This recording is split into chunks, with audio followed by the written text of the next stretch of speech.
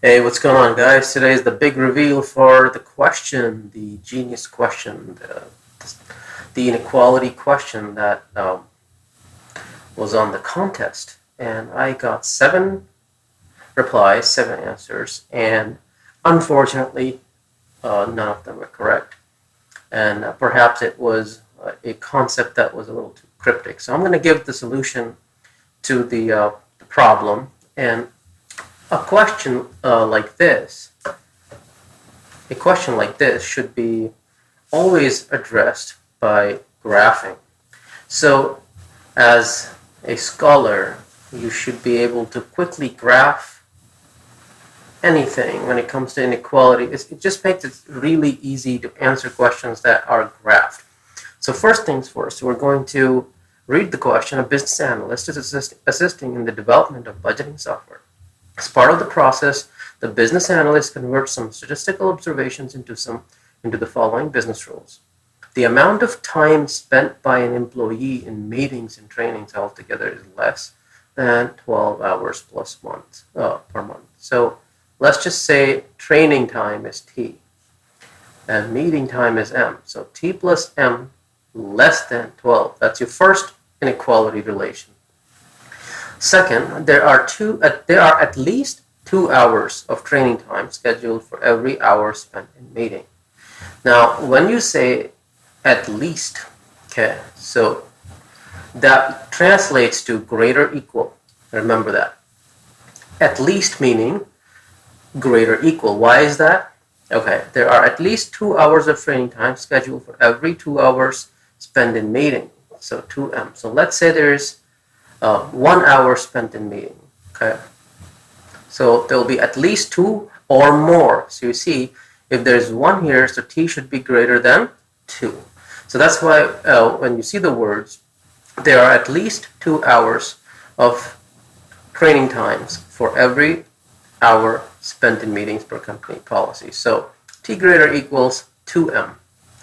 So let's see, there are always more than 2 hours of meeting time. More than 2 hours is obviously greater than. So M greater than 2.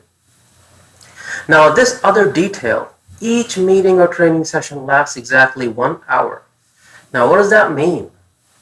That means that your domain is all integers. It's an int domain, meaning you will not have a fraction hour like a half-hour session or something. So what we know here is that this is our information pool. Okay, T plus M less than 12. T greater equals 2M. M greater than 2. So what we're going to do is graph this out really quick. So what we know, we'll just put quick intercepts in here.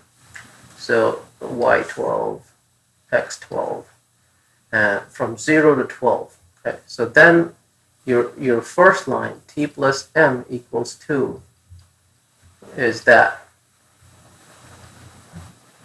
Okay, so that's your T plus 2, T plus M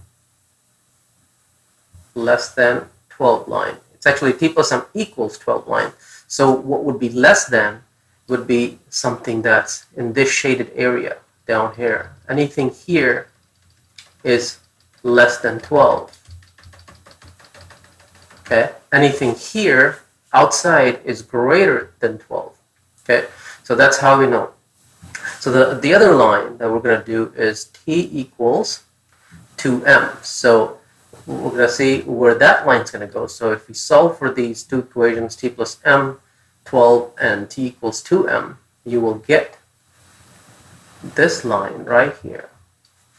And it will be right around the mark of 8. So that will be your other line.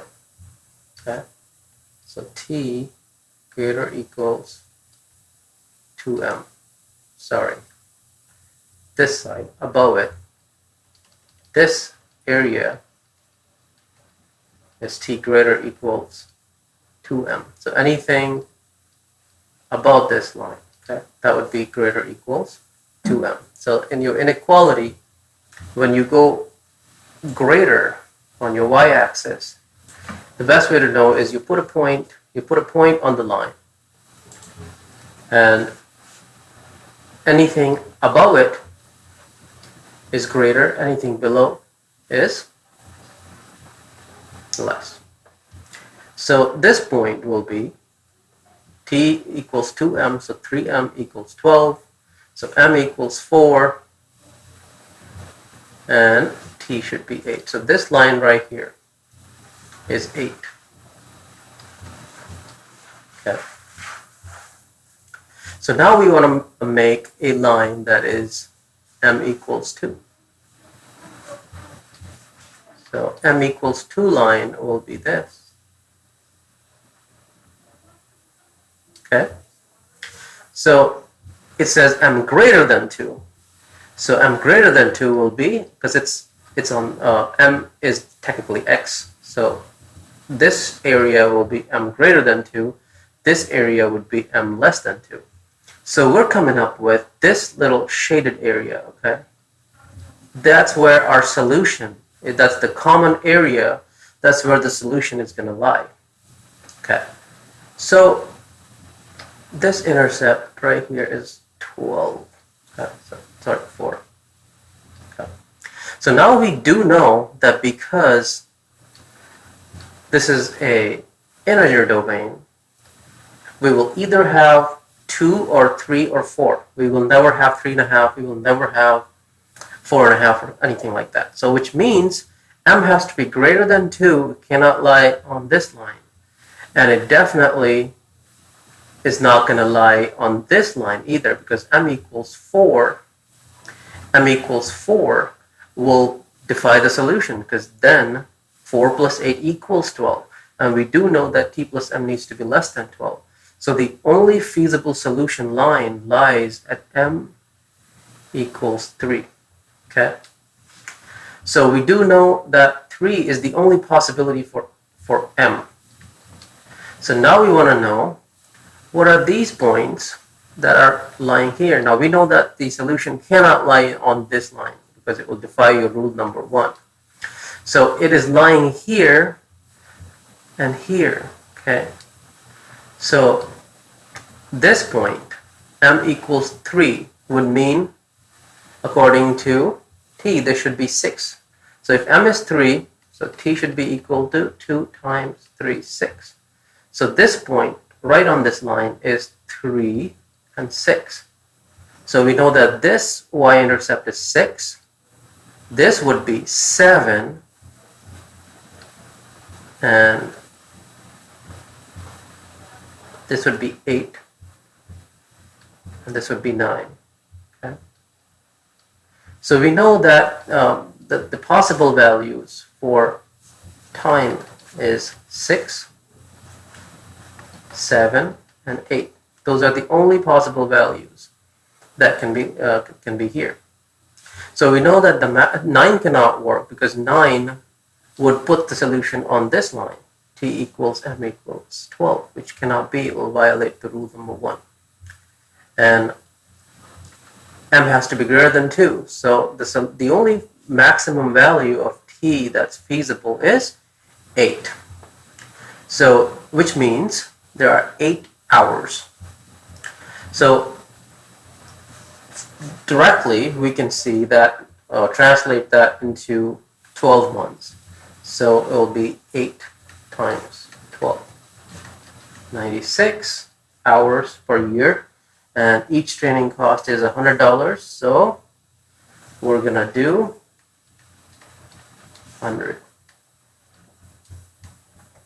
So this is the value that we need to assign for training, because if we do, let's say, 6, then what happens if the training goes to 7 for one of the employees? It won't cover that. And if we do 7, what happens if the training hours go to 8? Then we won't cover this scenario. So we take the maximum possible hours, which is 8, which is this dot right here, right before the 9, because remember, it is an all integer domain. So the values cannot be fractions. So it's either 6, 7, 8, or 9. So that's why this is the only possible solution that we can get to this inequality by graphing lies in this area. So I hope that made sense. If you have any questions, feel free to message Varma Schooling and we'll take it from there. Till next time, thank you very much.